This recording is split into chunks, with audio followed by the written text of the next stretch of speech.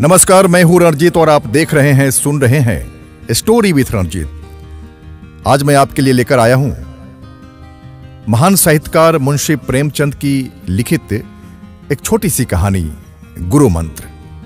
तो आइए सुनते हैं गुरु मंत्र, मुंशी प्रेमचंद की एक छोटी सी कहानी। गुरु मंत्र में पंडित चिंतामणि जी और पंडित मोटेराम जी शास्त्री, ये दो पात्रों के इर्द गिर्द पूरी कहानी है और कुछ साधु संतों का इसमें चित्रण है। इन सब मिलाकर एक छोटी सी कहानी है गुरु मंत्र। तो आइए सुनते हैं कहानी गुरु मंत्र। घर के कलह और निमंत्रणों के अभाव से पंडित चिंतामणि जी के चित्त में वैराग्य उत्पन्न हुआ, यानी घर छोड़ देने का मन हुआ और उन्होंने संन्यास ले लिया। तो उनके परम मित्र पंडित मोटेराम शास्त्री जी ने उपदेश दिया, हाँ मित्र, हमारा अच्छे अच्छे साधु महात्माओं से संगत रहा है। यह जब किसी भले मानस के द्वार पर जाते हैं तो गिर गिराकर हाथ नहीं फैलाते और झूठ मूठ का आशीर्वाद नहीं देने लगते हैं। नारायण तुम्हारा चोला मस्त रखे, तुम सदा सुखी रहो, यह तो भिखारियों का दस्तूर है। संत लोग द्वार पर जाते ही करक कर हाक लगाते हैं, जिससे घर के लोग चौंक पड़े और उत्सुक होकर द्वार की ओर दौड़े।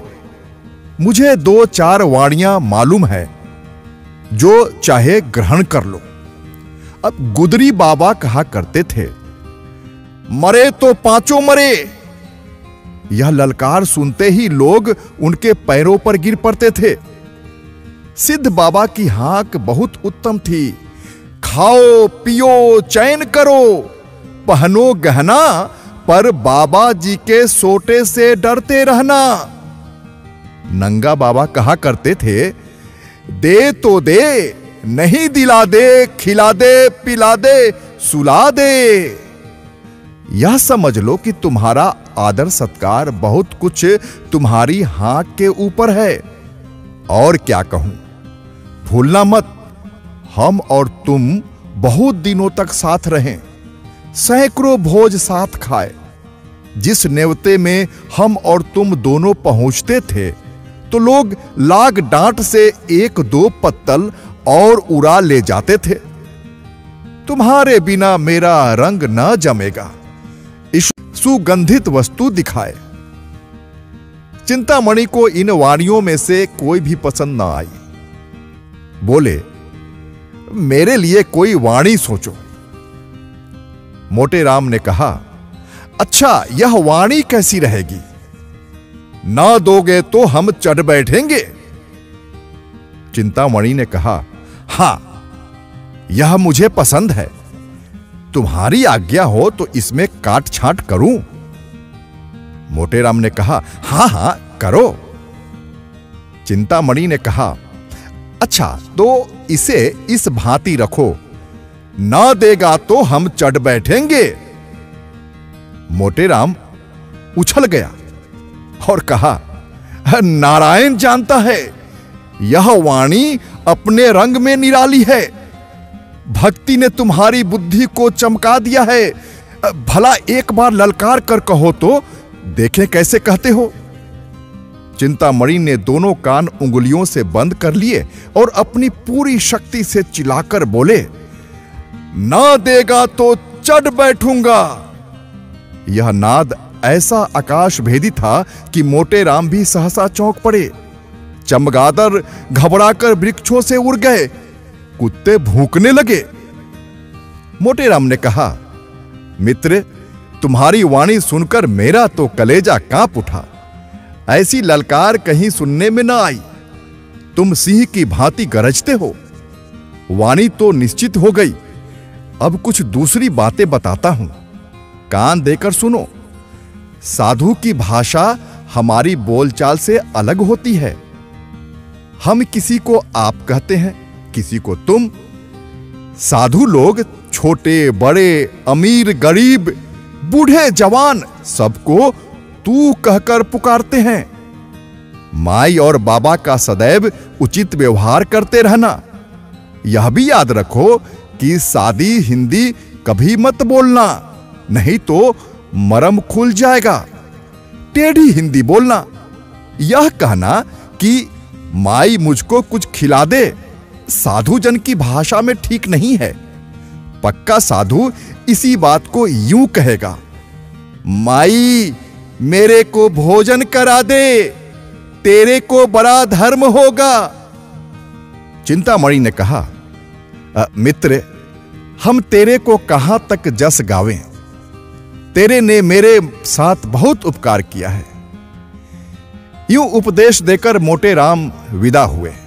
चिंतामणि जी आगे बढ़े तो क्या देखते हैं कि एक गांजे भांग की दुकान के सामने कई जटाधारी महात्मा बैठे हुए गांजे के दम लगा रहे हैं।